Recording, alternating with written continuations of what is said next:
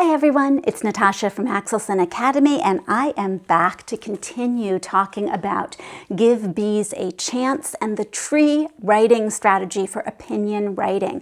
So in my last video, we talked about reading this great book that gives us the two opinions on whether we really like bees or not. And it gives us lots of great bee facts that could support either one of those opinions. So the first thing I would do with my class is to remind them of the tree strategy. And I would have these cards cut out. Now these are from the SRSD curriculum, which is a collection of writing strategies that you can print off.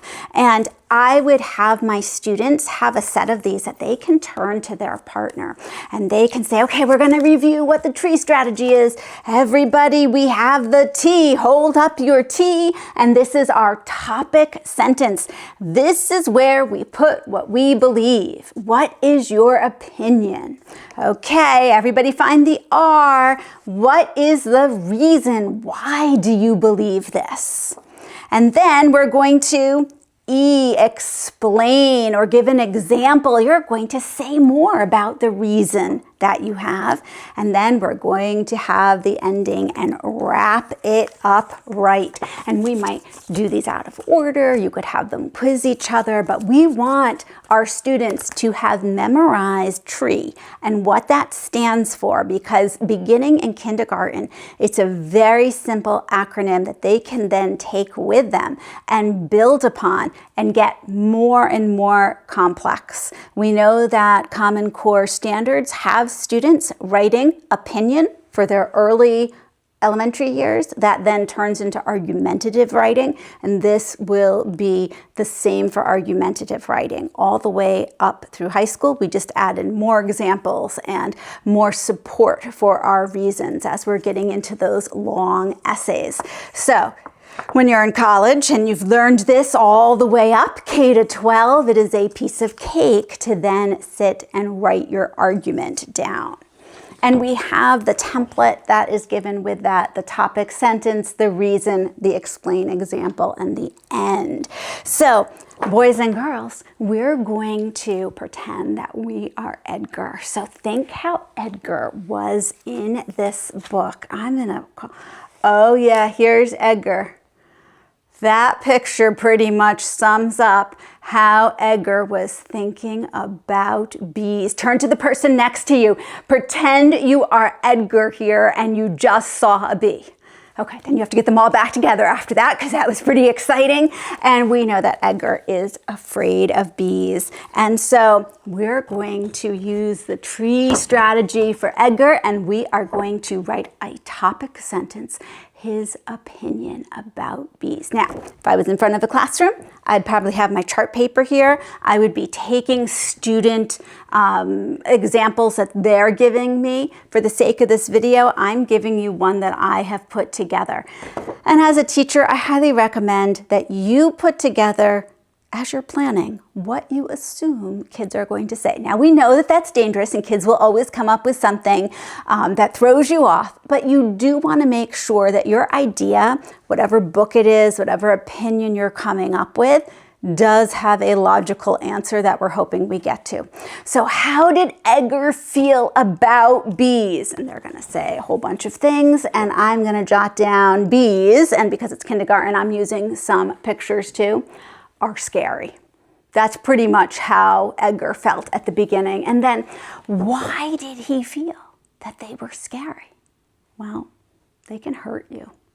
And for this particular template, you don't need to put these in complete sentences. You can just put down hurt. That is fine. We were keeping it very short, very accessible for your kindergarten students.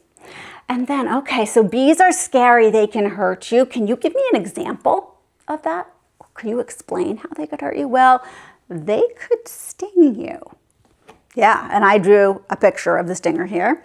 Remember that with our standards with kindergarten, we're doing a combination of writing and drawing for our writing times. So as you actually have students transition to writing this, they might be combining writing words and drawing pictures, and that is absolutely fine. And then wrap it up, right? Well, this makes them scary. So as a model for the class, I would then say, oh my gosh, this is fabulous. I know Edgar's opinion about bees here. And I'm going to take another piece of paper and I'm going to write it into a paragraph here. So I took my notes exactly like this and I would write them down and I would scribe right in front of the students.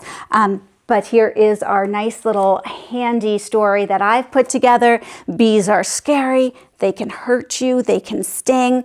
This makes them scary. And yes, for our kindergarten and even into first grade, you really are doing 4 sentences here. You're doing your T, your topic, your reason, your explanation or your example, and your end. And students will start going back and they'll start writing like this and then using their template to score. And as they give themselves a score, it's just a check mark. Did you get this? Did you get this one? Did you get your example? And do you have an ending? And if I were to score this, I could check off each of those 4 things. And we're really working on, because you know how it is. When we look at kids writing, we often look at it and we go, oh, like this was good, but they totally forgot the ending.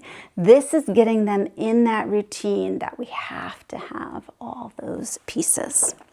You could then go back and say, you did such a good job on Edgar's opinion.